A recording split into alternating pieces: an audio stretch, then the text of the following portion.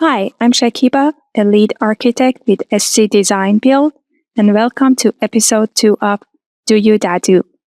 Today, we're talking about feasibility, what determines whether a DADU can legally, physically, and financially work on a property. I'm joined by a special guest, Diane Tien, an experienced real estate agent who brings valuable insight into property value, rental potential, and the factors homeowners should consider before moving forward with a DADU. Diane, thank you for joining us. Oh, nice to be here. We're glad to have you. Suzanne Zar is also joining us today. Suzanne, thank you for being here. Yes, hi, and thank you, Diane, for joining us. This is wonderful. My pleasure. Diane, how do you guide your clients through site selections, and what are some of the early decisions you help them make before they move forward with a property? So that's a great question. I mean, for every client, it's contextual. There are little questions and thoughts about who are the people, and then the house is whether it's going to fit. And the site selection for me, that's all about the function and different questions, and then there's a financial aspect. I know you and Suzanne have collaborated on projects before, and I think that kind of early collaboration can be very valuable. Sometimes architects get involved only after a client has purchased the property, when site or zoning challenges may already make a DADU more difficult or expensive to build. In your mind, when is the right time to bring an architect into the process? And how can early zoning research, feasibility studies, and due diligence help clients make a more informed decision? I'm always thinking about how to help my clients have some joy in the process, as well as clarity and confidence. And no one is looking to buy a house and have it for 2 years and sell. It's such an investment emotionally, financially. For most people, it's the biggest investment they're ever going to make. And so who are the resources that I have available to me to help them? One of the benefits, and I can speak to Suzanne in 2 recent examples where big decision to go or no go forward with a decision on this. Is this property going to work for me? I can hands down tell you that it was highly valuable for, in one case, visioning hope. There was something about that house that made them want to see it. And I honestly was like, I don't know. Really? Oh, well, okay. Anyways, they went, and then they met with Suzanne and talked through their ideas. I enter the picture as a design expert, actively listening to the needs and wants of and the emotional connection that she has for raising a family. She has young kids, so I have an absolute empathy for that. But I'm not the one personally attached to the outcome, and I feel an ethical obligation, actually, to study the property, quickly assess what the needs and wants are, and what potentially is permissible, what the impediments would be, while I'm standing there calmly. I'm like in my mind, I'm like a hummingbird. I saw that. That was hilarious, because I saw that in motion with there was a sight line of a wire that was going to be, I don't think this is going to be a hindrance to the idea, but you did want to call it out. Yes. And I really appreciated the fact that it wasn't like something of, well, this will be why I can't do it. But it was more of, I'm just putting everything out there. And that level of trust of, all of a sudden it went from, I'm just providing you things, to, hey, we're all talking this through. Sometimes you walk on a property and it's a slam dunk. Other times it's not. Other times you're like, give me a minute. Let me go get my black flare pen and piece of trace and just sit with it for an hour, which I think we did on another one of your clients' properties. And then all of a sudden a concept starts to form, and then you give a quick sketch over. And I'm always more than happy to offer friendly advice and creative insight, as I know Shakiba is as well, when we're approached. And I did want to bring it back to the DADU thing, because almost I don't want to say all, but many, if not most of my conversations for home purchases is somehow that element. I either am asked by a client or it's being involved in the process of, would it help to have an ADU, DADU as part of this process? Are buyers and homeowners looking at properties differently now because of the potential to generate rental income? Typically, again, how does a home nourish me? What is this home's role in my life if I'm the client? Because of my clients, many of my clients having multi-generational families, extended family members who come and stay for a month, having that place where they could go is lovely. So the conversation is changing. This is separate from an investor. So an investor can see this as, hey, this is now I've got multiple rental sources in a single property. So now we've got medical students at UW that can take the light rail all the way to Mercer Island. And they could be living in my house and I could be getting $2,000 a month from them or more off my mortgage, day one, from when I open the door and give them a key. More importantly, maybe I'm reaching a stage that I might want to travel. My kids are done. I'm going. I want to actually spend time away from the home. I can have a place where somebody's there in my house year round. So if the water, if they hear something, a sensor, I now have somebody there all the time. Great. And I have a relationship with people because that's who I am. So now the person who's going to be living in my house, I'm getting money from them. They're watching over my house when I'm not there. And I have my house ready to wait for me. Now flip that. And I'm reaching a point where you know what? Honestly, I'm finding it really annoying that I've got like platters and plates and all the serving materials for all the entertaining I do, for all the gatherings I have. And I'm not doing that anymore. And 3 or 4 years have gone by and I'm like, I don't want to dust that anymore. I don't really want to do that anymore. I've got part of my house I never even go in. I actually don't need it. But what I really need is less worry, less stress. That ADU is now really attractive to me. Maybe I'm going to rent out the rest of my house. And now I've just flipped it. And instead, now I'm charging $7,000 a month for that home. And I'm now in my ADU, which because I designed it, set it up, it's going to meet all my needs beautifully. And I've thought about it in advance. So I've kind of made the plan for it. So for me, that table is just starting to be set for that conversation. Are people enacting it? They're talking about it. I think part of it is you asked this early question about site selection. That's part of it. Could I do this in my house? Could I do it in my existing house? Maybe. Let's find out. Let's talk about it. There actually are resources. You two are right there. Open, I already know this, willing to go meet them for coffee, look at the house, do all this. I'm willing to do it on a value perspective. I often have people, is it right to stay? What should I do? Let's talk. The questions are all answerable. If you ask the right resources and there's the money side, the return on your investment is where I specialize, and thinking about how can you do this? Do you want to put 2 ADUs in? Would that make sense? Well, I'd be asking the question, I need my architect. Because, frankly, it's like, you want it to make sense. And there's so many different ways of how it could make sense. I would also like to mention that the solution is not always to build a new detached structure. Sometimes converting an existing basement into an ADU may be the better and more practical option, depending on the property and the homeowner's goals. But some homeowners are also interested in whether the DADU could eventually be sold separately. Can a DADU be sold separately from the primary residence? And what should homeowners understand about unit lot subdivisions, financing, insurance, and shared property agreements? Well, it's kind of a lovely idea. So I had one of my sisters, I have 2 sisters, 2 wonderful sisters. And one of my sisters asked me, could she come put a tiny home in my backyard? Yes, I don't remember when this was, but this was not going to happen. Like I remember thinking, and I said, no. And my reason for no is I don't know if I'll always be here. Interestingly, had I been able to subdivide that, I could have said yes, right? That wasn't an option before.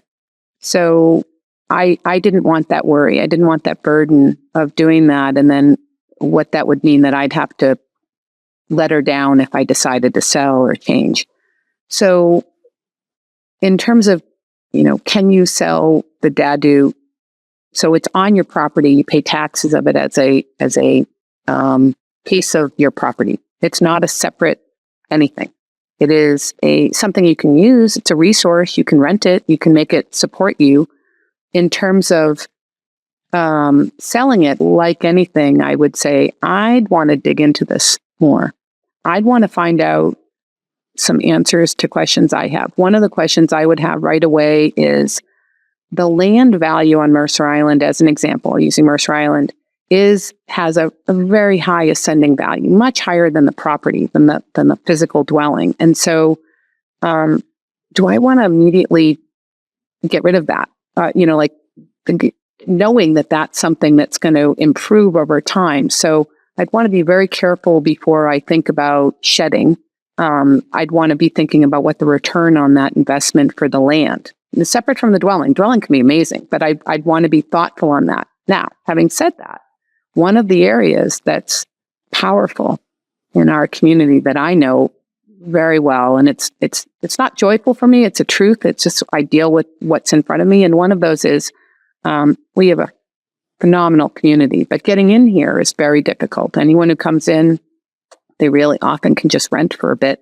And then if you're buying, the cost just to get in the door to buy a property on Mercer Island, that base level has been going up, steadily going up.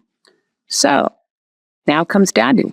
Now comes the fact that somebody could carve off part of there actually might be some wonderful opportunities to get a beautifully built, very small home in a more affordable price tag in a community, in a neighborhood, built right in, where that would not have even been something. Usually it would be, I'm going to be only in the densest part of the island in certain communities. Now it's like, no, this is a game changer. This is like actually something that could be right around the corner. So yes, you can. There's complications in terms of the process for it, and then the city. But in terms of supporting it, yes, our county and our state has been supporting the idea of making more housing available for people, and all of that's being fleshed out in real time for us. Yeah. We talked just in this conversation about how DADUs can help as an entry point. Yeah.